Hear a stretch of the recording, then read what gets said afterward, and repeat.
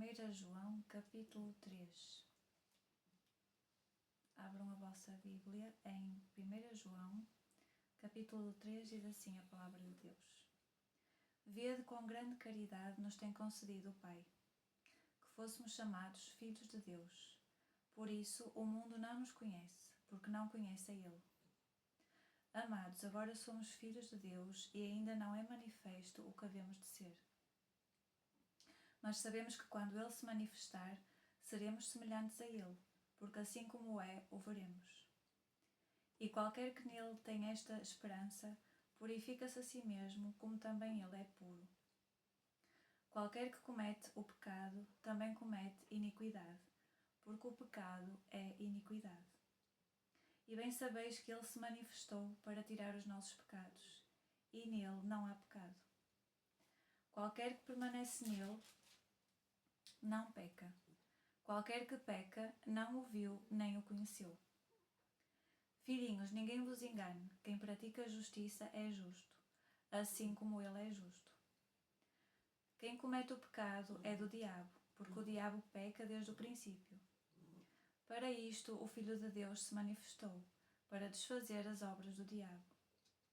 Qualquer que é nascido de Deus não comete pecado, porque a sua semente permanece nele, e não pode pecar, porque é nascido de Deus. Nisto são manifestos os filhos de Deus e os filhos do diabo. Qualquer que não pratica a justiça e não ama a seu irmão, não é de Deus. Porque esta é a mensagem que ouvistes desde o princípio, que nos amemos uns aos outros. Não como Caim, que era do maligno e matou a seu irmão. E por que causa o matou? Porque as suas obras eram más e as de seu irmão justas. Meus irmãos, não vos maravilheis se o mundo vos aborrece. Nós sabemos que passamos da morte para a vida porque amamos os irmãos. Quem não ama a seu irmão permanece na morte. Qualquer que aborrece a seu irmão é homicida. E vós sabeis que nenhum homicida tem permanente nele a vida eterna. Conhecemos a caridade nisto, ou conhecemos o amor nisto, que Ele deu a sua vida por nós e nós devemos dar a vida pelos irmãos. Quem, pois, tiver bens do mundo e vendo o seu irmão necessitado, lhe cerrar o seu coração, como estará nele a caridade de Deus? Meus filhinhos, não amemos de palavra nem de língua, mas por obra e em verdade. E nisto conhecemos que somos da verdade, e diante dele asseguraremos o nosso coração. Sabendo que se o nosso coração nos condena, maior é Deus do que o nosso coração e conhece todas as coisas. Amados, se o nosso coração nos não condena, temos confiança para com Deus, e qualquer coisa que lhe pedirmos, dele a receberemos, porque guardamos os seus mandamentos e fazemos o que é agradável à sua vista. E o seu mandamento é este, que creiamos no nome de seu Filho, Jesus Cristo, e nos amemos uns aos outros segundo o seu mandamento. E aquele que guarda os seus mandamentos, nele está e ele nele. E nisto conhecemos que ele está em nós, pelo Espírito que nos tem dado. Amém. No primeiro versículo diz assim: Vede quão grande caridade ou quão grande amor nos tem concedido o Pai, que fôssemos chamados filhos de Deus. Porque isso o mundo não nos conhece, porque não conhece a Ele. A verdade que Deus é o nosso Pai Celestial e que nós somos seus filhos é uma das maiores revelações do Novo Testamento. Diz assim a explicação bíblica: Ser filho de Deus é o privilégio mais sublime da nossa salvação. Como diz em João, capítulo 1, versículo 12 e em Gálatas, capítulo 4, versículo 7. Ser filho de Deus é a base da nossa fé e a confiança em Deus e da nossa esperança da glória futura. Como filhos de Deus, somos herdeiros de Deus e co-herdeiros com Cristo. Deus quer que nos tornemos cada vez mais conscientes, mediante o Espírito Santo, o Espírito da adoração, de que somos seus filhos. O Espírito suscita a exclamação Abba, Pai em nosso coração. e produz o desejo de sermos guiados pelo Espírito. Romanos, capítulo 8, versículo 14. Sermos filhos de Deus é a base da nossa disciplina pelo Pai e a razão de vivermos para agradar a Deus. O alvo final de Deus ao nos tornar seus filhos é salvar-nos para sempre e nos conformar à imagem do seu Filho. E no versículo 6 diz: qualquer que permanece nele não peca, e qualquer que peca não o viu nem o conheceu. A expressão permanece nele e nascido de Deus são equivalentes. Somente aqueles que permanecem em Deus continuam nascido de Deus. Ou seja, nós precisamos permanecer, guardar os seus mandamentos, obedecendo a Deus, à vontade de Deus. E os verbos viu e conheceu são ações ocorridas no passado, cujos resultados continuam até o momento presente. Por isso João diz que ninguém que peca, isto é, ninguém que está vivendo em pecado, tem visto a Deus, nem continua a vê-lo, nem tem conhecido e nem continua a conhecê-lo. Não basta dizermos que cremos em Deus ou que cremos em Jesus Cristo, é preciso continuar a buscá-lo continuamente e a obedecê-lo, conhecê-lo, ter relacionamento com ele. Não por palavras, não é? Por ações. É uma ação contínua. Essas palavras, portanto, podem ser aplicadas ou àqueles que nunca tiveram fé verdadeira em Cristo, pessoas que dizem que têm fé, mas da boca para fora, não têm realmente fé verdadeira em Cristo, ou aos apóstatas que conheceram a Deus no passado, mas que não o conhecem no presente, aquelas pessoas que romperam com Deus, com Jesus, e já não querem ter relacionamento com Ele. E no capítulo de 1 João 3, no versículo 9, diz assim: qualquer que é nascido de Deus não comete pecado, porque a sua semente permanece nele, e não pode pecar, porque é nascido de Deus. Há pessoas que dizem assim: nós somos pecadores, portanto não há nada a fazer, vamos continuar a pecar. Mas na verdade é que nós devemos fugir do pecado. E quando nascemos de novo, não conseguimos pecar no sentido conscientemente, porque o Espírito Santo nos alerta e nós não conseguimos pecar. Aqueles pecados conscientes, às vezes podemos cometer algum erro que não temos consciência ainda que é pecado, mas o Espírito Santo vai alertar o nosso coração disso. Por isso é que precisamos ter um relacionamento contínuo com Deus, porque Ele é que nos orienta, Ele é que nos ensina, nos exorta e nos corrige. Não comete pecado, que é um infinitivo presente ativo, que subentende uma ação contínua.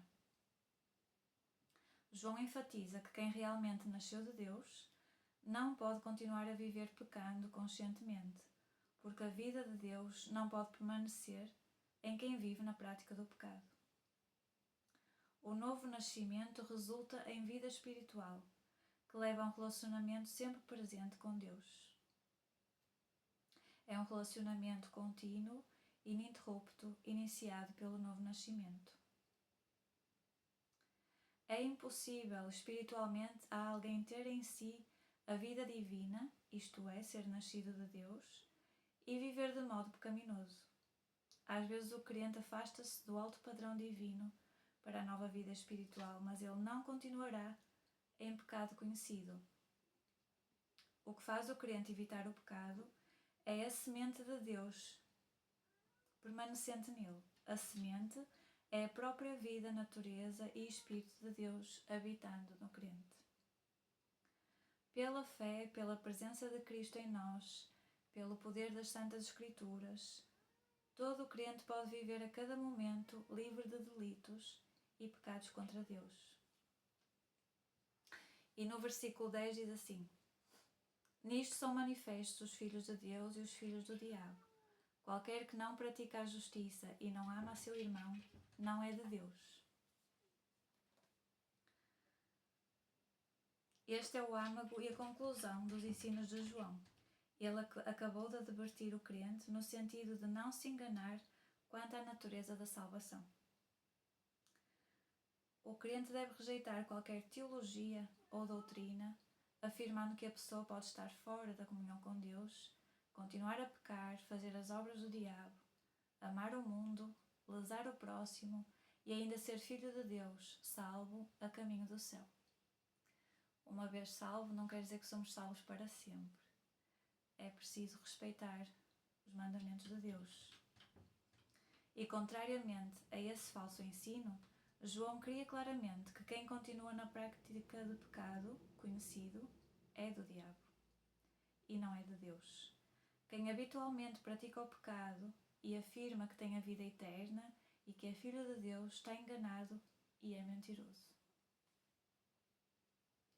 Além disso, o que caracteriza um verdadeiro filho de Deus é o amor a Deus, manifesto na guarda dos seus mandamentos e na solicitude sincera pelas necessidades espirituais e físicas dos outros crentes. Ou seja, uma preocupação do verdadeiro crente é sempre ter o irmão bem, não é? E não tentar afastá-lo nem magoá-lo de forma a que ele se entristeça com a igreja e se afaste. Isso não é um verdadeiro crente, mas sim a praticar o comando do diabo para afastar os filhos da igreja. Nenhum homicida tem a vida eterna, como diz no versículo 15: qualquer que aborrece a seu irmão é homicida.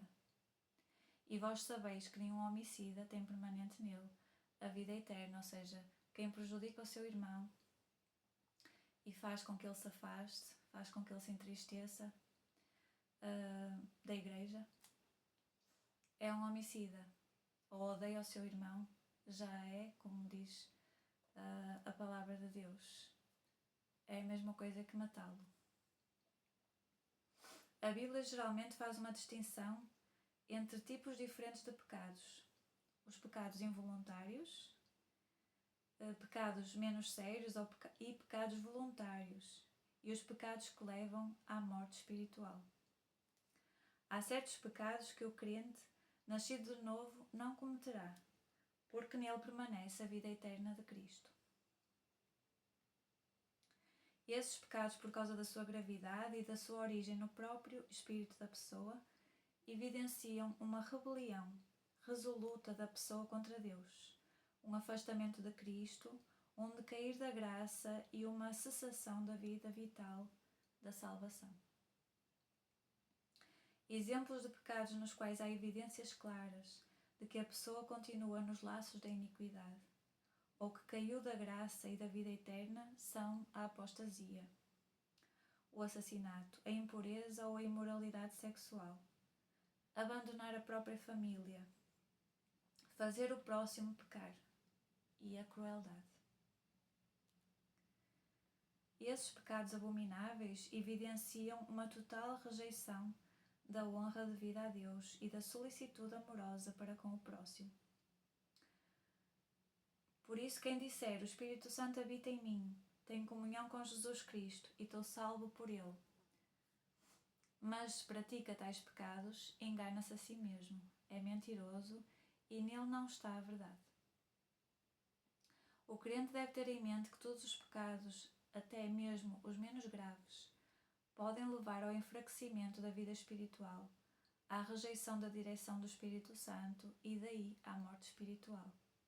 Como nos diz também em Romanos 6, dos versículos 15 a 23, e em Romanos 8, dos versículos 5 a 13, através do apóstolo Paulo.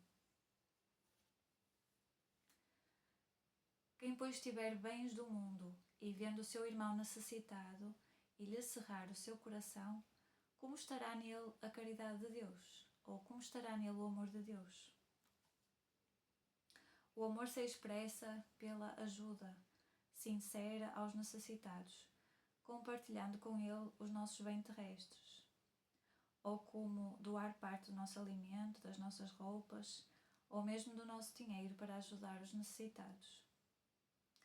Negar-lhes essa ajuda é fechar-lhes o coração.